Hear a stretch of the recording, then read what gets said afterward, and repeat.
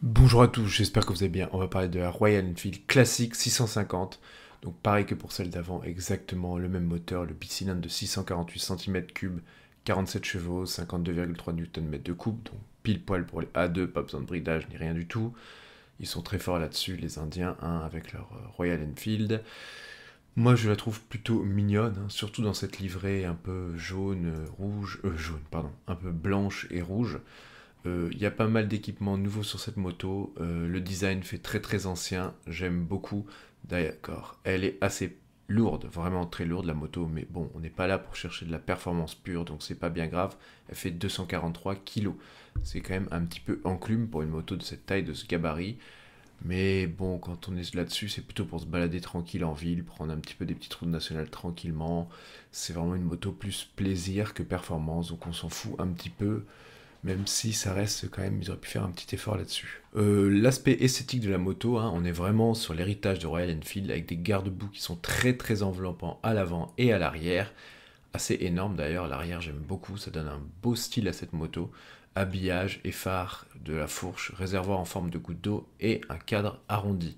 Non, non, franchement, ils ont fait un très très bel effort esthétique sur cette moto.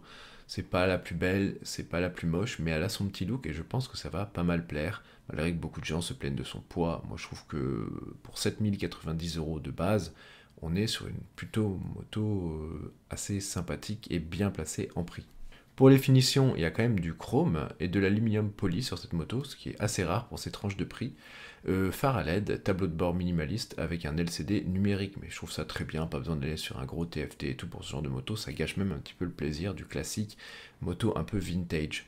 Donc là, ils ont fait très très fort. Et dans sa version black chromée, elle est magnifique. Je vous montre une photo tout de suite. Pour la partie cycle, c'est la même que la Super Meteor et la Shotgun 150 avec une ergonomie un tout petit peu différente, hein. On est sur une large selle monoplace. Vous pouvez en option avoir un biplace, par contre c'est possible.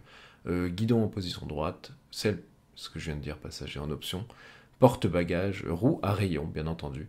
Pneus, voilà, frein à disque, ABS, suspension Showa, complète l'équipement. Donc c'est pas la folie en termes de partie cycle, mais il y a ce qu'il faut et ça va être largement suffisant pour une moto comme ça pour se balader. Le moteur, on a déjà parlé sur la vidéo d'avant, mais toujours 47 chevaux et 52,3 Nm de couple qui arrive assez vite, hein, 5650 tours minute, vous avez tout le couple et toute la puissance à 7000 tours minute, donc il va y avoir quand même un petit peu de punch sur cette petite moto. Et des réglages différents pour avoir ce couple, bien entendu, assez rapidement, donc ça reste intéressant. Pour la version de base, comme j'ai dit, c'est 7090 €. Ensuite, la Valam Red 7190. Et ensuite, la Black Chrome à 7390, qui est vraiment magnifique dans ce coloris-là. Voilà, je vous dis bye bye les riders, à la prochaine pour une nouvelle vidéo. Merci.